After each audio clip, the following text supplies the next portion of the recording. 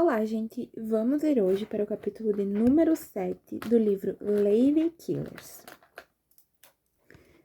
Esse capítulo fala sobre Daria Nikolaevna Saltykova, atormentadora. Nasceu em 1730 e morreu em 1801. Daria Nikolaevna Saltykova, abre um parênteses, gente, são nomes muito incomuns, então provavelmente eu tô falando tudo errado, mas, né, vamos seguir o fluxo. Gostava do ritual da igreja, a liturgia, o dízimo, as peregrinações regulares. Ela era, de certo modo, uma criatura de hábitos, previsível. Tic-taqueando pela vida como um relógio. Uma vez por ano, por exemplo, ela saía da cidade para visitar os relicários sagrados e as catedrais da Igreja Ortodoxa Russa. Em casa, mantinham uma prática de tortura quase meditativa, agredindo seus criados por horas e matando os que mais a incomodavam. Até mesmo sua tortura era previsível. Ela espancava aqueles que falhavam em limpar apropriadamente a casa. Tic-tac. Alguns podem olhar para o comportamento dela e ver o pior tipo de hipocrisia religiosa, fingir que é bom enquanto adorava o mal. Mas Daria não via nada de dúplice em seu comportamento. Estava apenas agindo de acordo com algo que internalizava, que ela era legitimamente melhor do que as outras pessoas e, como tal, poderia agir como quisesse. Por que deveria apertar suas mãos ensanguentadas e orar por perdão? Ela era uma das que escolhia perdoar, ou não. Ela se sentia tão intocável quanto um deus. Número 1. A jovem viúva. O mundo de Daria era privilegiado. Ela era uma rica nobre russa, parente de estadistas e príncipes. Tinha um exército de criados à sua disposição e a lei estava firmemente ao seu lado. Poderia esperar ser tratada com dignidade e receber o benefício da dúvida, não importando o que fizesse. Mesmo que a lei não apoiasse tecnicamente todas as suas ações, seus colegas nobres russos certamente o fariam. Esses aristocratas não gostavam de estabelecer precedentes que não pudessem ser apagados, como, digamos, o precedente de responsabilizar nobres. Não, gostavam da vida como era, segura para eles e perigosa para todos os outros. Daria nasceu em março de 1730, a terceira de 5 filhas. Ela se casou bem. Seu marido, Gleb Alexandrovich Saltykov, era o capitão do regimento da cavalaria da Guarda Imperial Russa. A família Saltykov era famosa e bem relacionada em uma lista de notáveis sobrenomes de outras nobres famílias: Stroganov, Tolstói, Tastitev, Shakhrovsky, Musin, Pushkin, Golitsyn e Narishkin. Abre parênteses, sobrenomes dificílimos que provavelmente eu pronunciei todos errados. Fecha parênteses. Ao se misturar com os futuros estadistas e netos de antigas czarinas, certamente o casamento trouxe consigo um montante considerável de pressão social e até de estresse para Daria. E Daria não era uma mulher educada, nunca aprendeu a ler.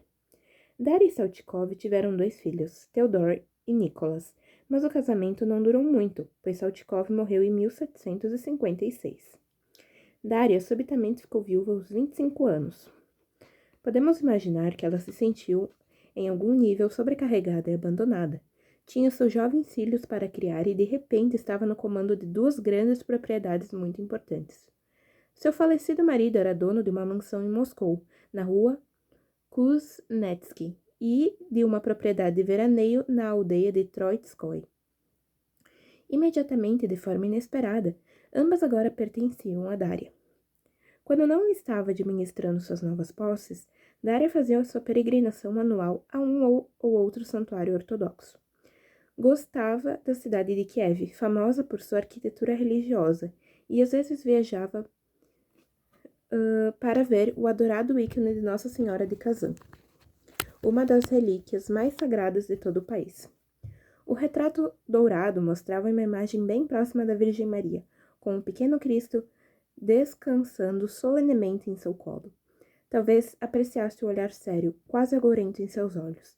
Talvez gostasse da ideia de um Cristo que nunca sorria.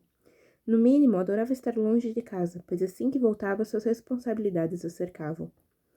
Ambas as propriedades, em Moscou e Troitskoy, Vieram com almas, centenas de almas, e Daria era dona de todas elas. Número 2. Almas. Daria viveu durante uma época em que a riqueza e a influência de um nobre não eram medidas pelas terras ou pela quantidade de dinheiro que possuía, mas por quantos servos trabalhavam para ele. Os servos eram camponeses russos que viviam e trabalhavam nas terras dos seus proprietários. Eles deviam ao dono das terras trabalho, dinheiro ou uma combinação de ambos, mas não eram tecnicamente escravos, porque, em teoria, podiam economizar para comprar sua liberdade. Sabe como é? A maneira como Sísifo poderia, também hipoteticamente, montar algum tipo de estrutura para impedir que sua pedra caísse rolando por toda a eternidade. Os servos existiram na Rússia por séculos, mas em meados do século XVIII, a Rússia se aproximava do que poderia chamar de alta servidão. A posse dos servos se transformou em uma forma clara de consumo e estava totalmente fora do controle. Por exemplo, durante o reinado de Catarina Grande, os nobres mais ricos se orgulhavam de suas orquestras e balés de servos. Mas aquela foi uma época constrangedora para a Rússia por conspicuamente consumir milhões de camponeses. Catarina Grande estava prestes a assumir o trono e queria mostrar ao mundo que a Rússia era um país iluminado e que ela era uma governanta humana e moderna.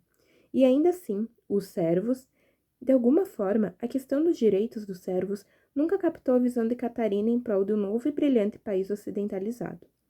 Mesmo nos círculos mais liberais, a visão de servos trabalhando nos jardins e arando os campos era um constante lembrete visual de que nunca foi possível deixar a crueldade humana inteiramente para trás, não importa o quão moderno o mundo tivesse se tornado.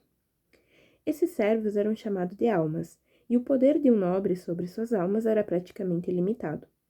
Alguns anos antes do nascimento de Daria, um decreto imperial estabeleceu que os nobres não tinham a obrigação de tratar as almas a seu serviço como seres humanos, e que os proprietários nem mesmo devem vender famílias de camponeses ou de criados domésticos, mas vendê-los um a um como gado.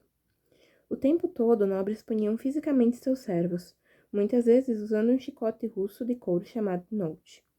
Isso era considerado mais do que aceitável, embora não fosse permitido aos nobres matar seus servos. Catarina Grande revelou em suas memórias que muitas famílias em Moscou mantinham uma seleção de colares de ferro, correntes e outros instrumentos de tortura para aqueles que cometessem a menor infração. Ela ficou constrangida com um caso particularmente bizarro. Uma nobre idosa mantinha seu cabeleireiro preso em uma jaula no seu quarto. A mulher não queria que a sociedade soubesse que ela usava peruca, e o servo era o único que poderia expô-la. Para piorar, os servos não tinham leis que os defendessem. As autoridades, sempre paranoicas, receando uma insurreição assassina, estavam convencidas de que a proteção legal para os servos traria sentimentos de segurança que, por sua vez, levariam à insubordinação. Assim, seus senhores não só podiam enviá-los para a Sibéria sem um julgamento, como também forçá-los a trabalhar em minas para o resto da vida. E se qualquer servo se queixasse às autoridades, isso por si só era motivo para punição. Mesmo Catarina Grande, que se orgulhava de sua humanidade, publicou um decreto imperial preconizando que se qualquer servo tentasse apresentar uma petição contra seu senhor, ele seria chicoteado e transportado para as minas em Nerchinsk para o resto da vida.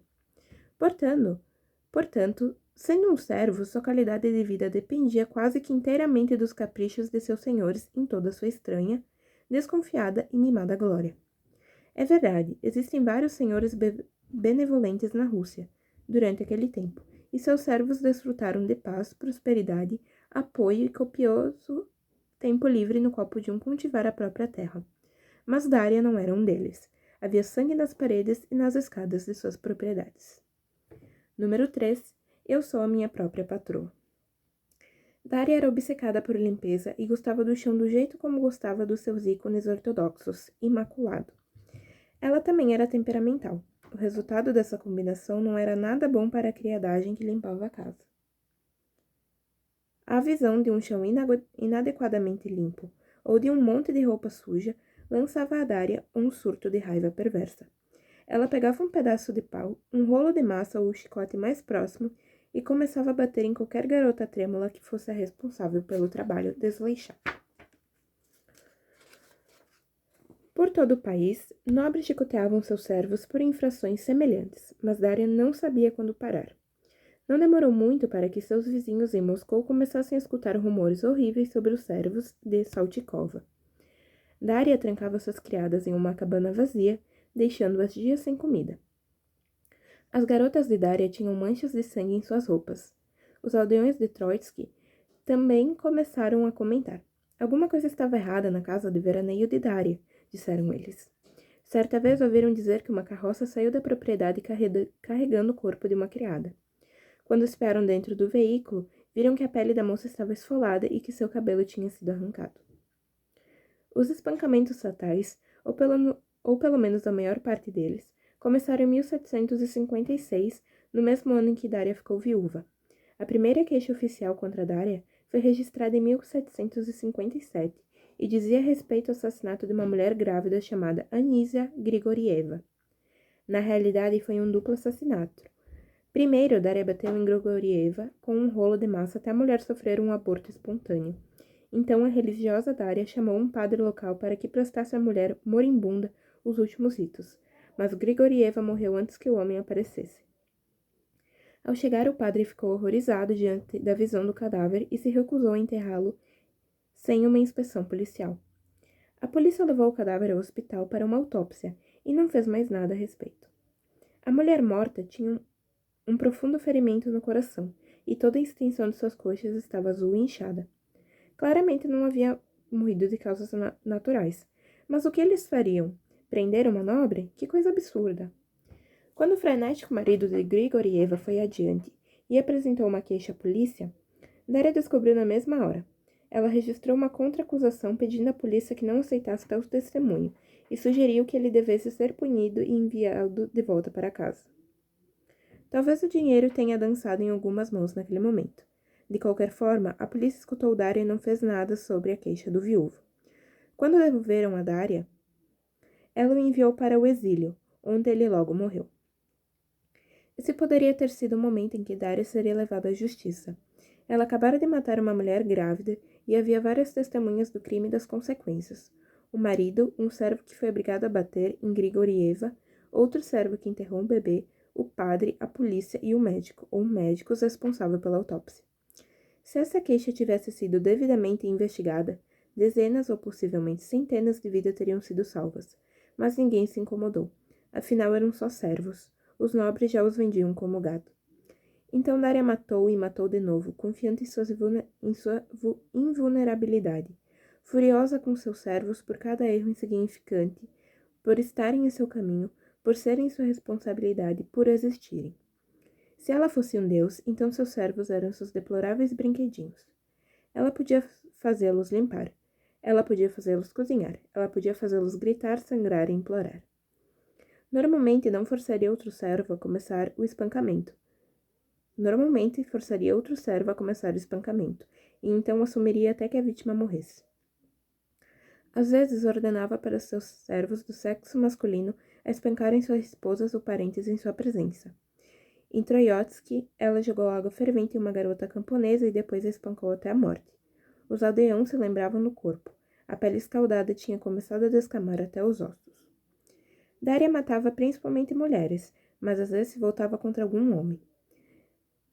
Crisantos Andreev, um dos seus servos, estava encarregado de supervisionar as desafortunadas criadas domésticas.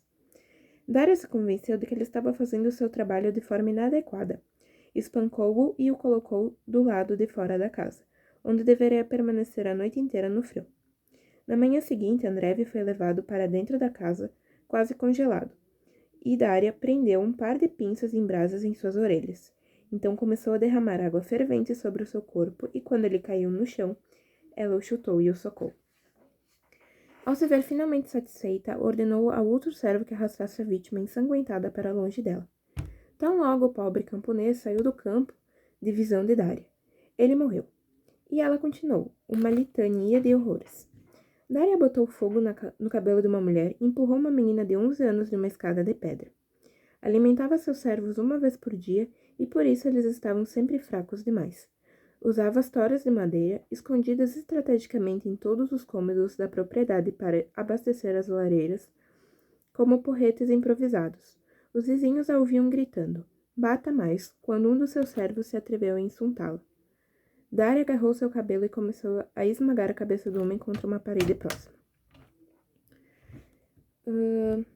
Embora seus cocheiros e criadas espancassem com mais frequência e denunciassem os assassinatos às autoridades locais, eles eram capturados e devolvidos a Dari, que os espancava e algemava ou até mesmo os enviava para o exílio. Você não pode fazer nada contra mim, zombou Daria de um cocheiro que tentou denunciá-la.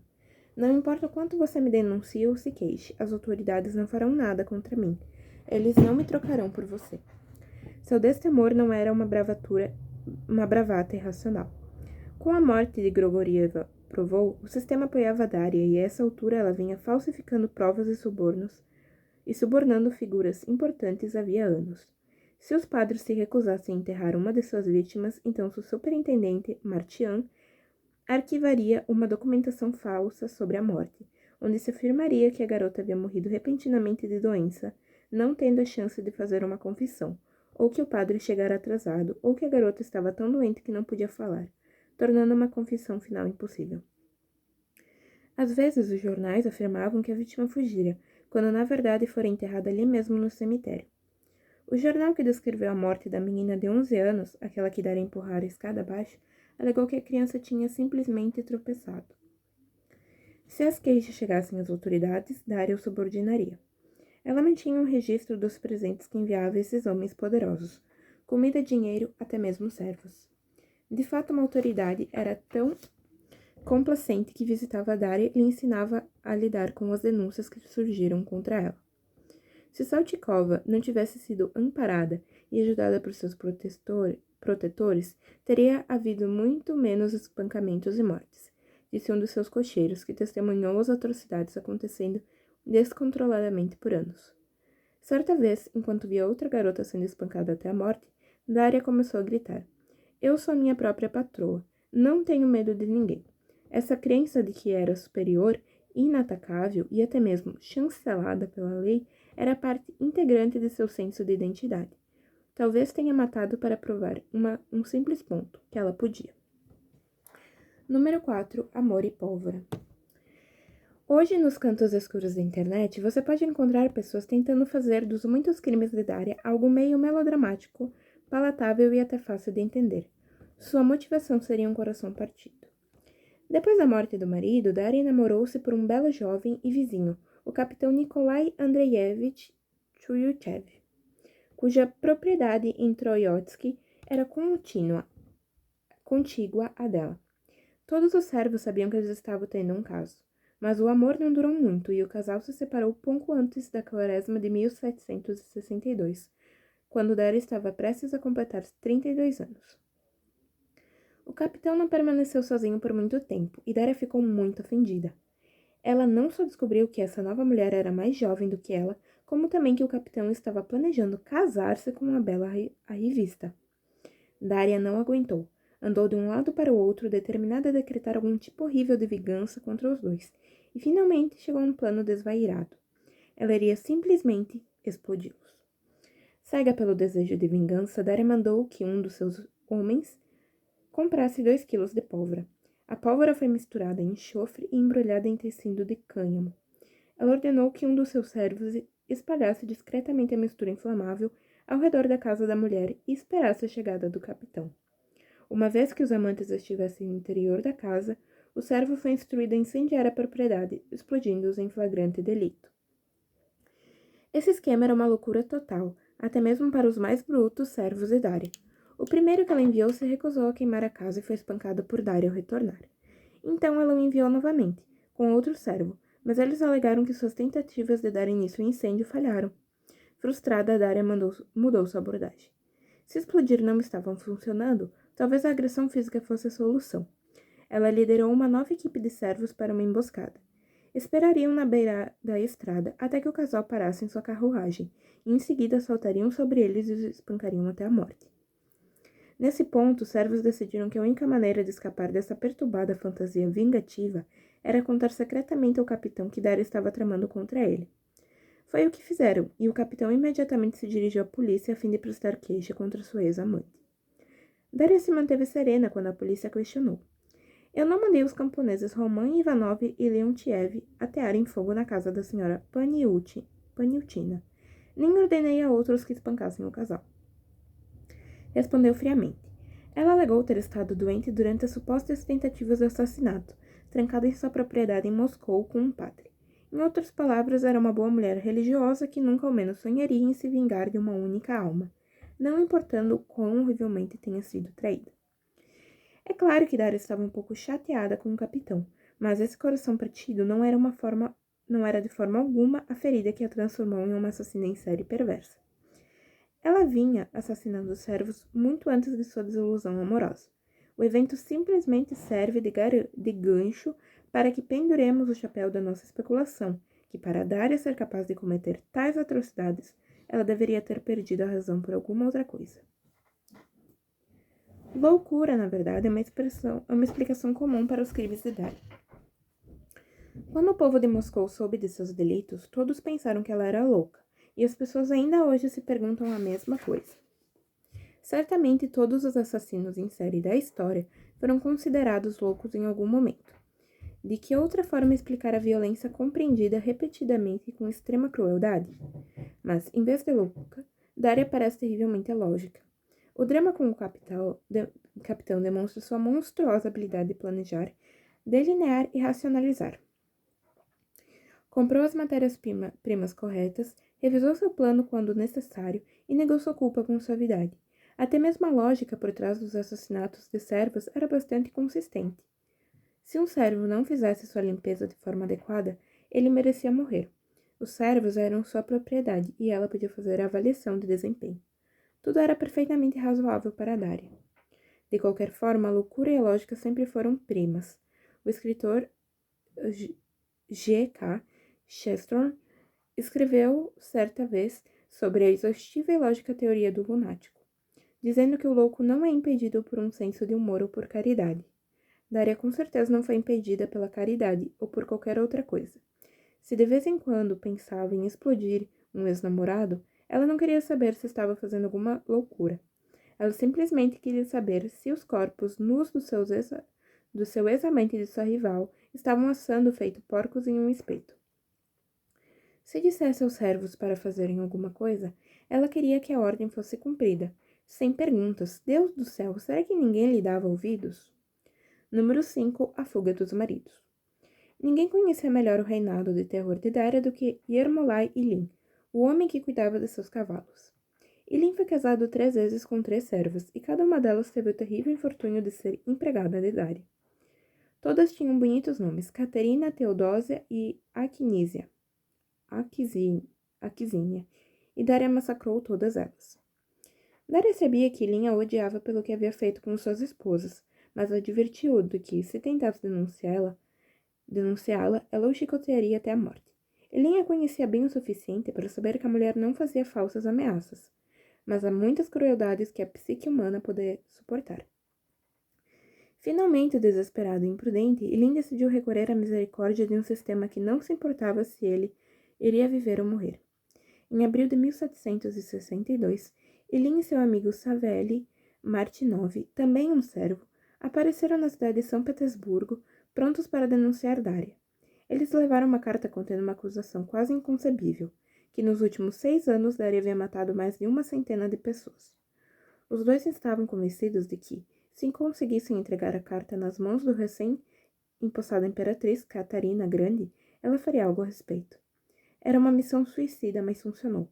A história deles foi escandalosa bastante para chamar a atenção das autoridades de São Petersburgo, que encaminharam uma denúncia ao Conselho de Justiça junto de uma nota que solicitava o início de investigação sobre a vida de Daria Nikolaevna Saltikova, a nobre, a mãe, a viúva de um bom homem, a respeitável frequentadora da igreja. Número 6. Eu não sei de nada, eu não fiz nada. Se Daria explodia de raiva diante da sujeira do chão de suas propriedades e por causa das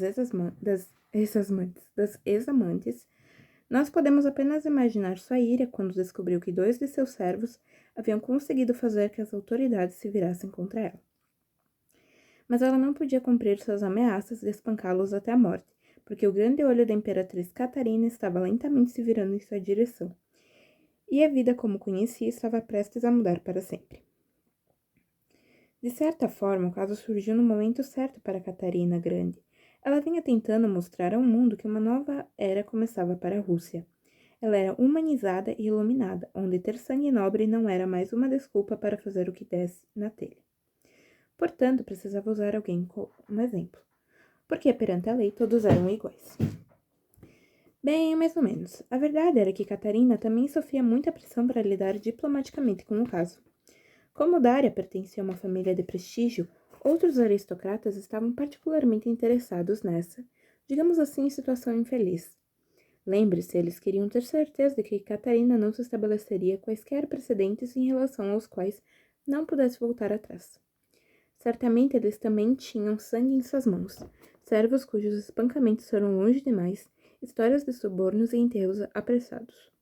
Ainda assim, as acusações contra Dária eram sérias demais para que Catarina as varresse para debaixo do tapete, dando uma piscadela para as famílias mais nobres de Moscou. Até então, o número de mortes atribuídas a Dária havia disparado, chegando a 138. Gostasse ou não, o Conselho de Justiça estava lidando com um dos piores assassinos em série da história, independente do gênero. Devido ao interesse pessoal de Catarina no caso, a investigação contra Dária foi incrivelmente metódica. Não foi como um julgamento semi-obscuro de Bathory. Os investigadores russos conversaram com centenas de testemunhas, tanto em Moscou como em Troiotski, fazendo uma apuração cuidadosa e confirmando cada alegação contra a mulher nobre. Essas testemunhas eram tão bem informadas e precisas que suas confissões quanto o investigador poderia desejar. Elas se lembravam dos nomes dos camponeses mortos e as datas em que cada um deles havia morrido. Corroboraram as histórias umas das outras. Sem a menor sombra de dúvidas, se a menor sombra de dúvida fosse lançada sobre qualquer testemunha, depoimentos contraditórios, suspeitas sobre a idoneidade da testemunha ou fatos que não podiam ser provados, o Conselho de Justiça interpretava esse caso em particular aprovados, a favor de Dária. Eles também descartaram múltiplos casos por falta de provas. O posicionamento de Dária sobre 138 mortos foi curto e meigo. Eu não sei de nada, eu não fiz nada, ela repetia. Apesar de tudo isso, o Conselho de Justiça ainda considerou culpada de 38 assassinatos e suspeita da morte de outras 26 pessoas. Entretanto, o fato de Dária ter se recusado a confessar causou grande preocupação em Catarina, demonstrada na vasta quantidade de cartas que escreveu a respeito disso. A princípio, Catarina desaprovou com veemência a tortura, escrevendo a famosa frase: Todas as punições pelas quais o corpo humano pode ser mutilado são barbarismo. Mas ela queria que Dária admitisse pelo menos alguma coisa. Em determinado momento, escreveu ao conselho: Explica a Saltikova que os testemunhos e os fatos no caso significam que a tortura oficial terá de ser realizada, se, francamente, ela não confessar seu envolvimento nos crimes. Portanto, envie-lhe um sacerdote e faça-o acompanhá-la e exortá-la por um mês. E se ela não se arrepender, então prepare-a para a tortura. Catarina não pretendia que Dária fosse de fato torturada, mas esperava que a ideia de tortura a assustasse a ponto de que, enfim, reconhecer seus crimes. Mostre-lhe a câmara de tortura, escreveu Catarina, para que saiba o que a espera. Dê-lhe uma última chance de admissão e arrependimento. Ao mesmo tempo, Catarina lembrava, com diligência, as autoridades que, não importava o que acontecesse, Dária não deveria ser prejudicada. Estabelecer um precedente de tortura ou executar membros da aristocracia era algo bastante impopular e muito arriscado. Observem cuidadosamente que é desnecessário haver derramamento de sangue, escreveu ela. E todos os envolvidos nesses crimes serão devidamente questionados, e todos os fatos serão apurados e registrados. Depois disso, entreguem tudo para mim. Dária jamais confessou alguma coisa. Número 7. Alma completamente sem Deus. Aqui está o decreto que oferecemos ao nosso Senado, dizia o veredito imperial de Catarina no dia 2 de outubro de 1768. Tendo considerado o relatório que nós fomos fornecidos pelo Senado sobre os crimes cometidos pela desumana viúva Dária, filha de Nicolas, concluímos que ela não merece ser chamada de ser humano, pois é realmente pior do que os mais famosos assassinos, extremamente insensível e cruel, incapaz de refrear sua raiva. O decreto expunha sua punição.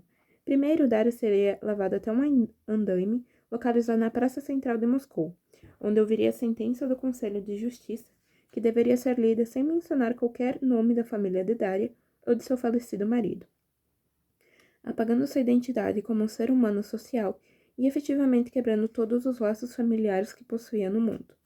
Então seria trancada sobre a terra pelo resto da vida. Durante os anos da investigação, Daria se tornou mal afamada. Agora havia rumores ensandecidos circulando por Moscou de que ela era uma canibal, e as pessoas estavam morrendo de vontade de ver essa notória assassina pessoalmente. Catarina encorajou o espetáculo, enviando convites para todas as casas nobres, exigindo que todos assistissem ao castigo de Daria. Também foi uma ameaça velada. Era um alerta aos nobres sobre as consequências reais de seu abuso de poder. Afinal de contas, havia um iluminismo chegando. Eles não mais poderiam escapar de qualquer coisa. Dia 18 de outubro foi um domingo e a primeira neve da estação caiu em Moscou, mas isso não impediu a multidão boquiaberta de ir até a Praça Vermelha e dar uma boa olhada na viúva desumana em pessoa. Ao meio-dia, Daria foi levada para fora e amarrada a um mastro. Uma placa estava pendurada em seu pescoço, a atormentadora e a assassina. Um guarda permaneceu ao lado dela enquanto sua sentença era lida em voz alta. Um espectador fascinado teria reportado que os olhos de Daria não eram deste mundo.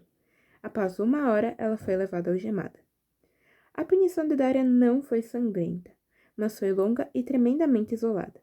Ela foi colocada em uma cela de prisão subterrânea chamada Câmara do Arrependimento, acessada apenas por uma freira e um zelador que fazia a guarda.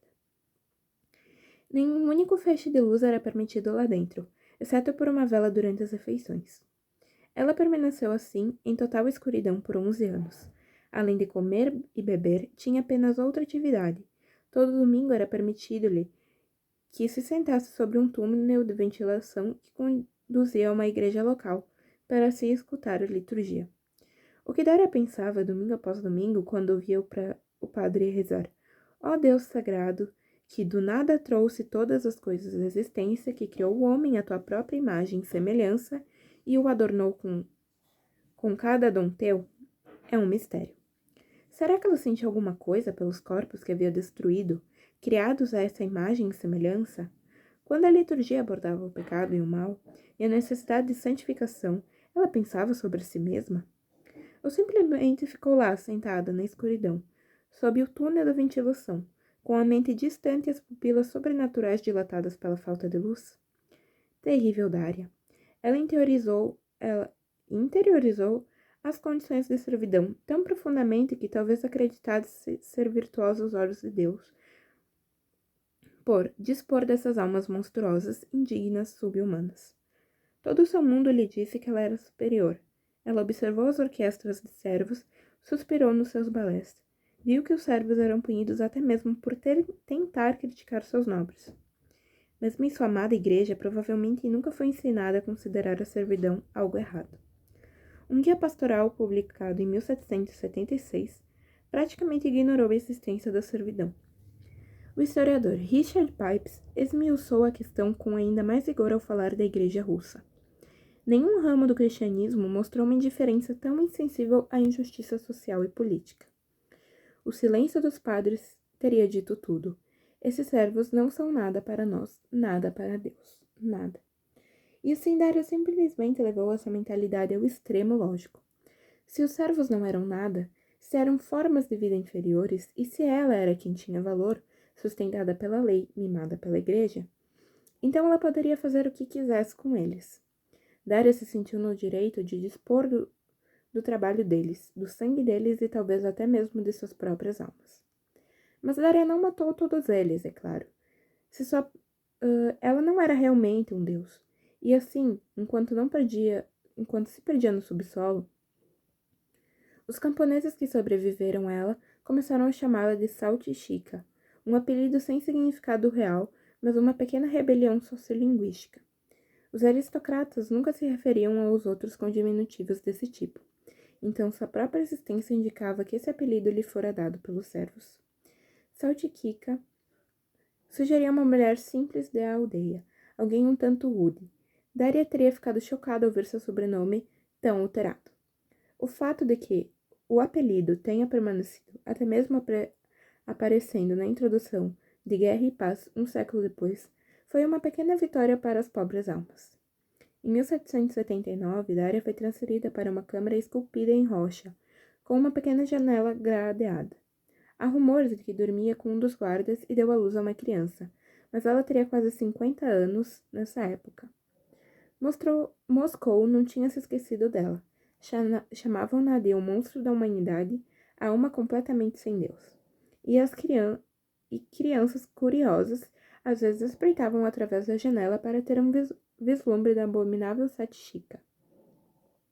Quando assim faziam, Daria rosnava e cuspia nelas, confirmando rumores de sua brutalidade e convencendo a todos de que ela ainda não havia se arrependido de seus crimes. Até onde sabemos, ela nunca de fato se arrependeu. Ela permaneceu presa durante 33 anos até sua morte, no dia 27 de novembro de 1801. A conselheira estadual visitou uma vez em sua velhice, curiosa talvez para ver se a nobreza conseguia se manter nobre depois de tantas décadas sobre a terra. Notou que Daria se tornara uma mulher robusta e que todos os movimentos dela agora revelavam que havia enlouquecido. Depois de anos tropeçando na escuridão, ela não era mais sua própria patroa. Então, gente, esse foi o capítulo da Daria. Espero que vocês tenham gostado. Um capítulo bem difícil assim de ler, né? Com muitas maldades envolvidas. Muito semelhante ao primeiro capítulo do livro, que conta a história de Elizabeth Bathory, que também era uma rica que sempre era protegida pelos nobres. Então, a gente percebe durante muitos anos o quão injusto foi a vida das pessoas durante muitos séculos da humanidade. Até hoje em dia é. Enfim, espero que tenham gostado da leitura. Se gostaram, deixem seu like, comentem e compartilhem. Até o próximo vídeo.